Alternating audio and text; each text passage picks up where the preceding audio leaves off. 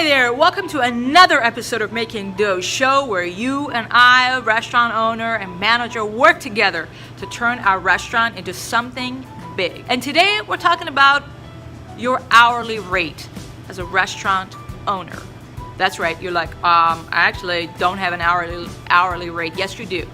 You do have an hourly rate, and it is so important for you and I to identify it. The other day we had a group of girls, there were about 10 of them I believe, that were here as part of a school. They had been studying communication or business. They're like 10 to 12 years old. The teachers had asked me to come to the table and talk to them a little bit of what it takes to be a business owner. And I wanted to tell you, here's what happened. One of the little girls told me, "Oh, do you and your husband own this restaurant?" And I said, "Yep, we do, and we've had it for a few years now." And she's like, "You guys must be really rich." And I said, "You know what? We do make a lot of money in the restaurant business. And let me tell you, we spend a lot of money for our overhead and operations. And if you're a restaurant owner, you know exactly what I mean. It is mind-boggling. It gets a knot in your stomach. It blows your mind how much we spend on staff, on food costs, on the rent, on all the bills. If we could keep all the money we make, dude, we'd be really, really rich, if you know what I mean." This idea was presented to me a few years ago by a gentleman who was leading a workshop. And I, at that time, was stuck in the operations happily, because we were not able to trust our staff. We did not have trainings in place, and a consistent way of getting people into our restaurant, train them, and all of that. It's phenomenal. I'm very proud of myself, how phenomenal of a dishwasher I was. I know I used the word phenomenal multiple times because I'm really proud of my dishwashing skills. A great pizza maker. I am fast at making pizza. I was like a machine. And the gentleman asked me about, how much is it for you to give that same task to somebody to do? Dishwashing, $7.25 an hour. Pizza making, if someone's really good pizza maker, $10 an hour, $11 an hour. I mean, it's not going to be more than $15 an hour to pay a phenomenal machine pizza maker. So again, based on the activities you do all day long, what is your hourly rate? And I did some numbers to show you. Whatever task you do, if you can delegate it to somebody else to do, particularly, you can delegate it to someone else to do, cleaning or whatever.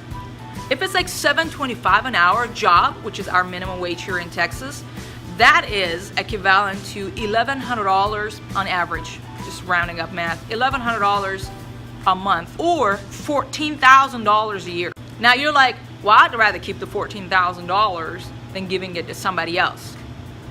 But that's the wrong approach, and that's why you are stuck in your operations. You're like, what if we pay somebody $10 an hour? The task you're doing is $10 an hour.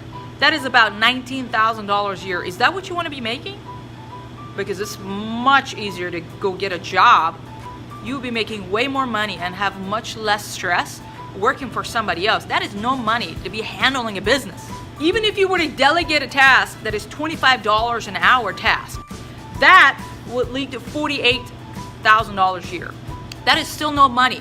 That is no money for you to be, you're like, for $50K a year, again, you can go get a job. You need to be working 60 hours a week. You can go get a job for that. If you want to be making $100,000 a year, ideally, as a restaurant owner, why not, right? You deserve it. It is high risk and high reward.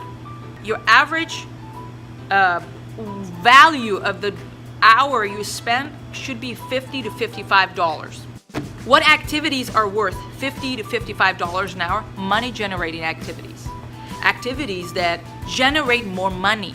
Washing dishes is not going to make more money. Cleaning is not going to make you more money.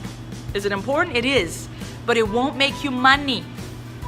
You need to be making more money so you can give that task that is going to lead to $14K a year to somebody else so you can make $100K.